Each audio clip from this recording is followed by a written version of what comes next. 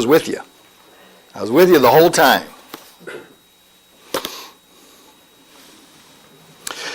The whole lead up to this, first of all, last Sunday was Palm Sunday, and I apologize, never said anything about it. Didn't say a word about Palm Sunday. We had other things we talked about. So it's Palm Sunday.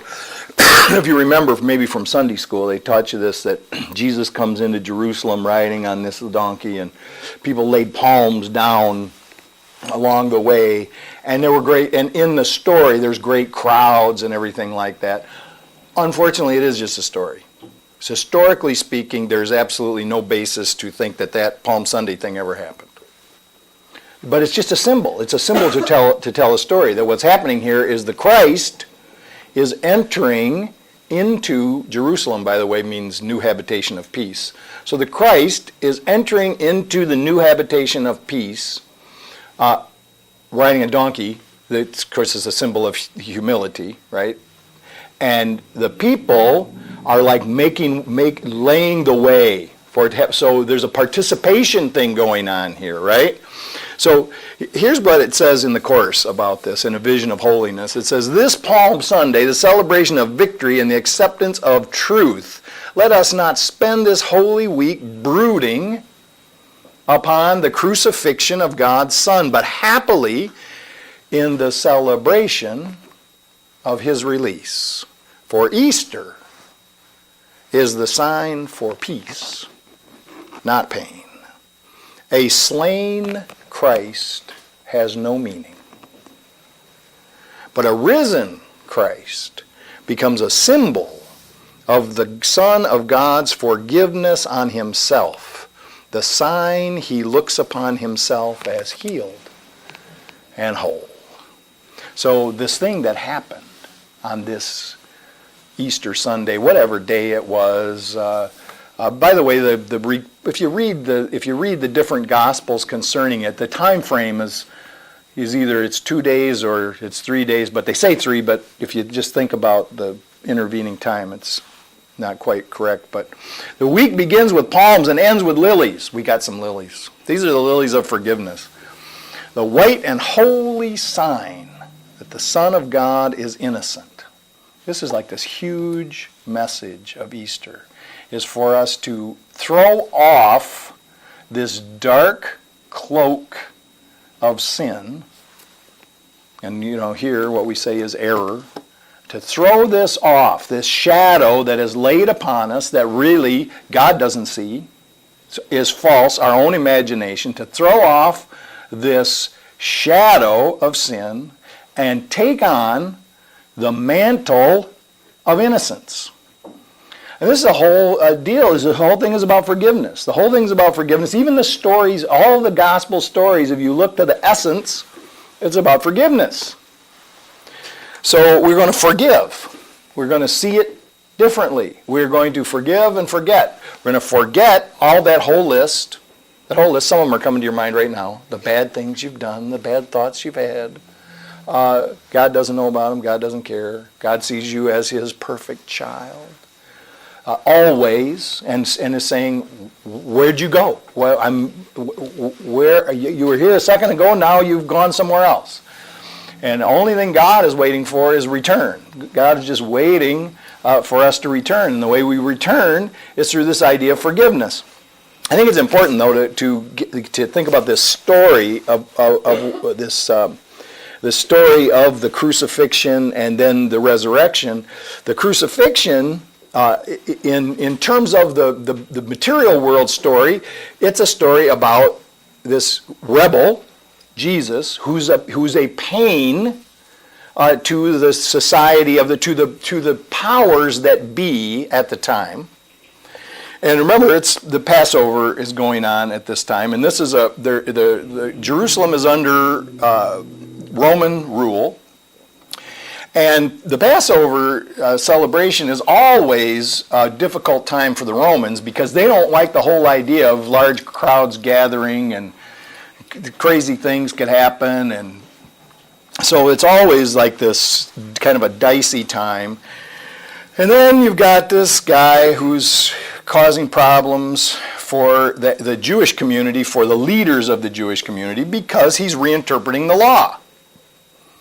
he is telling people that the law, all 500 and some of them, boil down to love. This is the whole thing. This is the law. The law is love the Lord thy God with all thy heart, with all thy mind, with all thy soul. And the second is like unto it, love thy neighbor, love thy brother as thyself. And on these two hang all the law and the prophet. He's saying that the entire Torah, all the Jewish literature, every bit of the Jewish religion is based on those two things, is hung on actually one thing, which is love. Which love is the facilitator of forgiveness. This is really important. So then, all of this idea of focusing on the letter of the law is totally thrown out the window. Well, the way that leaders operate is by relying on the letter of the law. Rulers, those in the higher strata of society, it's kind of important for them that everybody follow the law. And so now, the law all of a sudden becomes like some kind of interpretation. It becomes a love fest. How does that work? And it's a big threat, right? So according to the story in the material world, the Jewish leaders, and it's very clear if you read the scripture that it actually is the Jewish leaders that cause these events to happen, and not the Romans. What's really going on here is the Jewish leaders are irritated, but they have no power with the Roman governor, Pontius Pilate. They have no power with him, right? He comes to them and tells them how to keep their stuff in order, and that's how they get favor. But when they come to him and say, well, we've got this problem with this guy, then it is totally on Pontius Pilate in the historical record is not like some kind of magnanimous governor of Jerusalem. He rules just really with an iron fist, and he's not asking anybody for any kind of advice about how he should deal with things. So he sees a troublemaker, he says we're going to do this.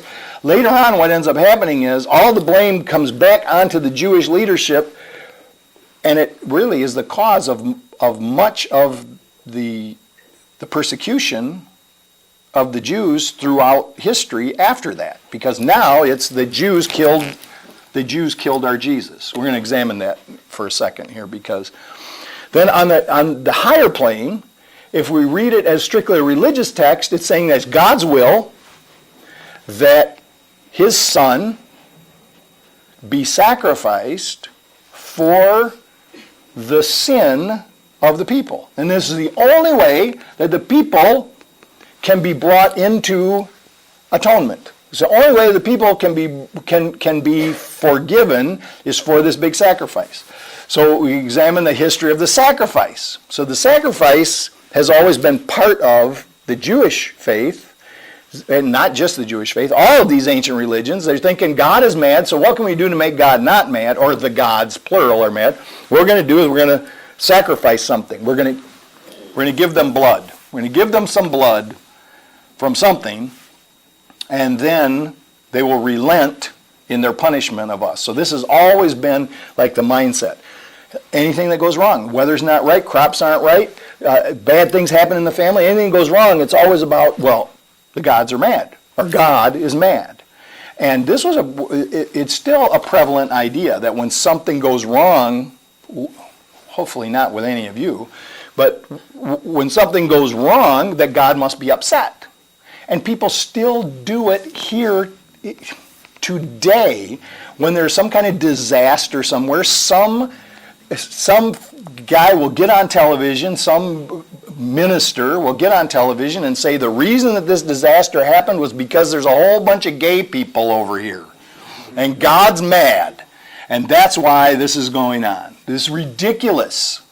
It's always, things happen because cause and effect. God's will is for cause and effect. An event occurs, there's a reaction. Equal and opposite react. There's something occurs. This is how God is not interfering in the world like that. If you take it to its logical conclusion, it doesn't make any sense at all.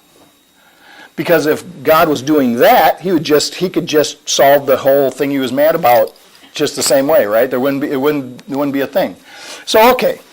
But the sacrifice idea, very important. Everybody thought, well, what we got to do. And then the idea came about that you don't just sacrifice just anything. It's got to mean something. Your sacrifice has to mean something. And this whole Lent thing was about that too. You know, you sacrifice, you give up something you really like. That's the whole deal. I always wanted to give up broccoli.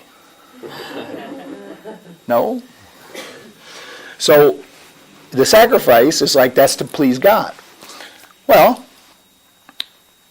it's got to be the best. It's got to be the best thing. The sacrifice has to be the best of the best. So it was always, the tradition was, you take the best calf from your herd. You take the best lamb. And of course, here's the symbolism, the lamb. Jesus becomes this symbol for the lamb, this innocent thing.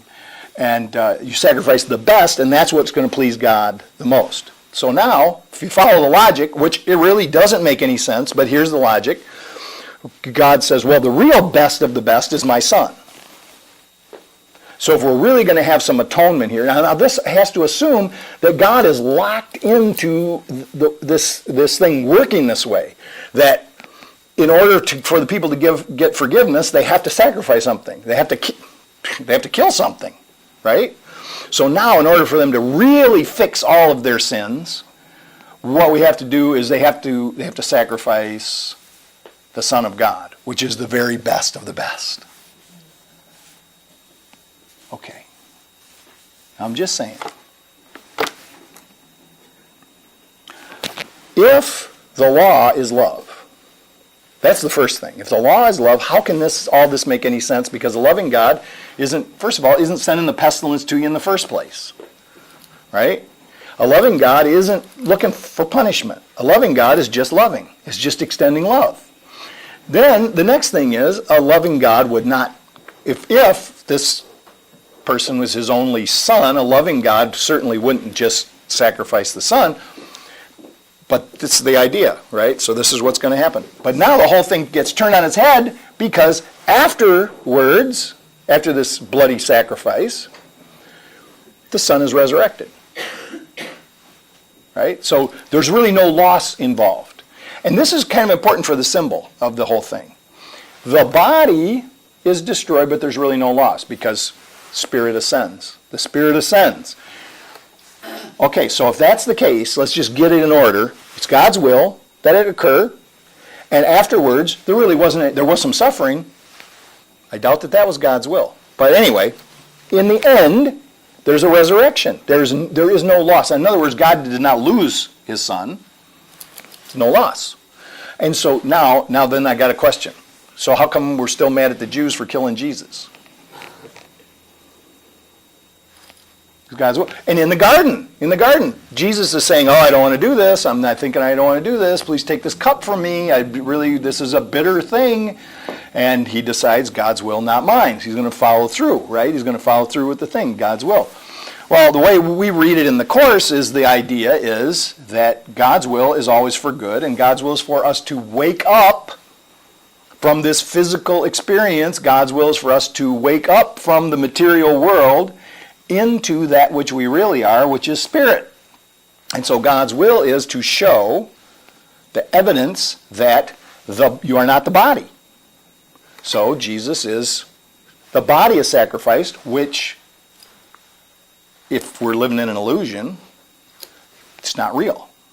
It's not real.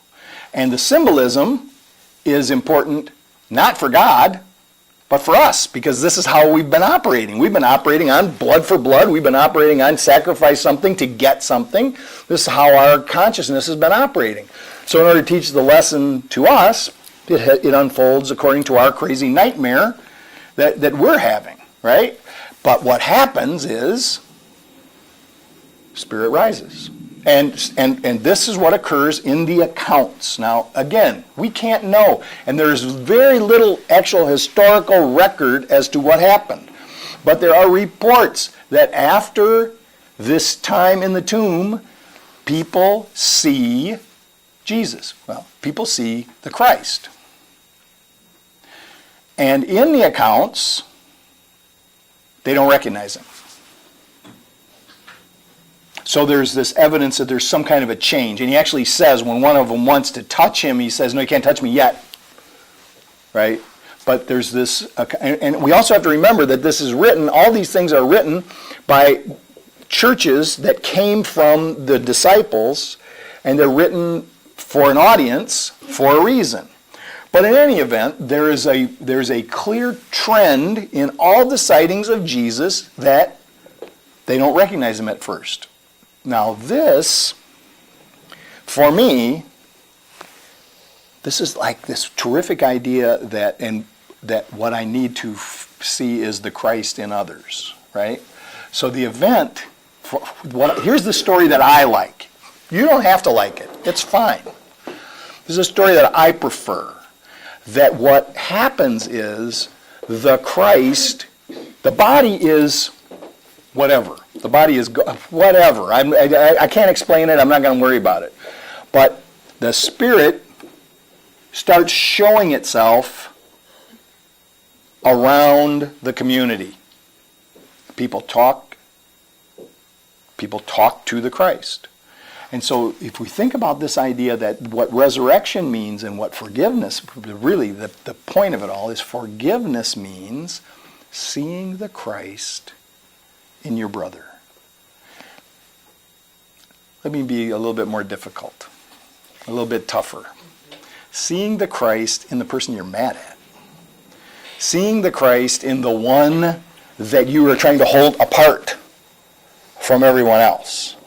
This is the whole key to this whole story, is that we're going to rise up, we're going to rise above, we're going to see, as one of our friends says, we're going to see above the battlefield to that place where Spirit is. And we're going to see this risen Christ in whoever it is that we're having a problem with. Now, it's easy to get the intellectual idea. If I have a problem with somebody, okay, they're the ones I need to see the Christ in, and if I do that, I'm going to, first thing's going to happen, we're going to feel better. But it really is the key to our own release from this. But let me switch it to something else. If I see somebody in my family is sick,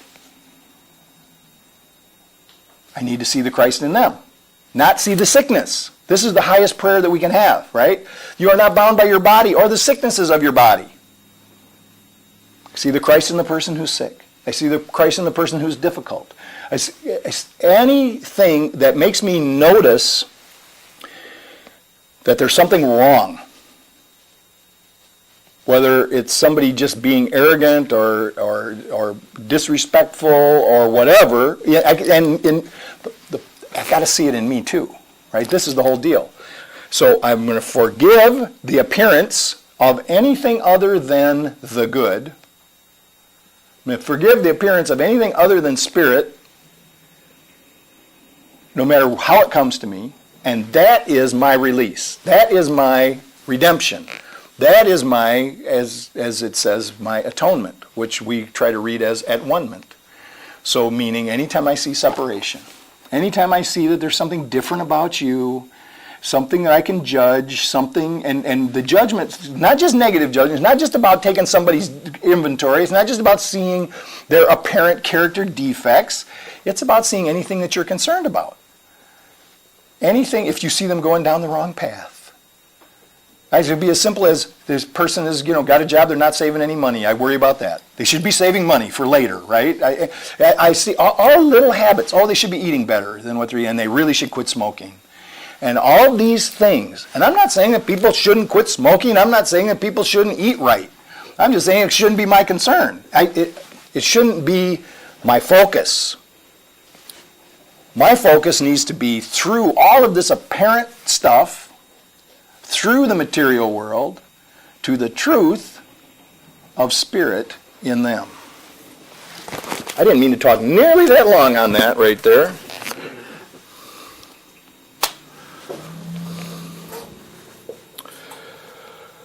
He has remembered you. He has remembered you. Today, we will remember Him. For this is Easter time in your salvation. And you rise again from what was seeming death and hopelessness. Now is the light of hope reborn in you. For now you come without defense to learn the part for you within the plan of God. What little plans or magical beliefs can still have value when you have received your function from the voice for God himself? Now what this is talking about, the voice for God, is of course the Holy Spirit. It's the Spirit within. Some people just say it's Jesus talking within us, or Christ talking within us. There's a voice within us that is trying to impart our function, which, what I was just talking about, our function is forgiveness. Our function is to go out into the world and give love and give service.